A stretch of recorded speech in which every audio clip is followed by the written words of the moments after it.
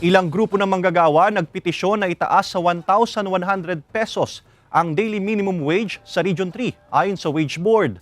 Public hearing isasagawa ng RTWPB3 ngayong Hulyo para pag-aralan ang petisyon ng taas sahod. Makibalita tayo kay Russell Simorio ng GMA Regional TV 1 North Central Luzon.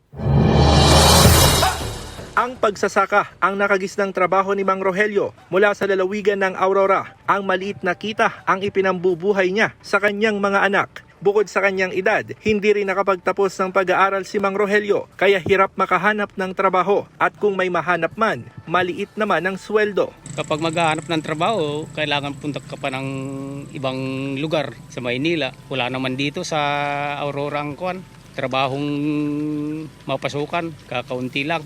Ayon sa Regional Tripartite Wages and Productivity Board, nasa 460 pesos ang minimum wage sa Rehiyon 3, maliban sa probinsya ng Aurora na nasa 409 pesos ang minimum wage ng mga manggagawang nasa non-agriculture sector. 344 pesos naman ang minimum wage sa retail services establishment. Nakatanggap ng petisyon ang RTWPB mula sa isang labor group na humihiling ng 1,100 pesos na minimum wage sa buong rehiyon.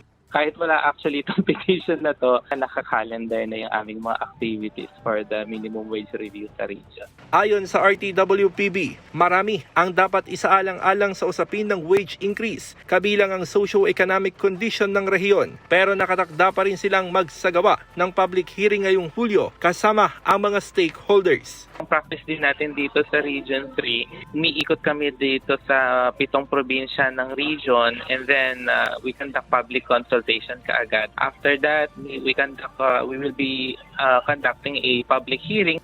Mula sa GMA Regional TV 1 North Central Luzon, Russell Simorio nagbabalita para sa GMA Integrated News.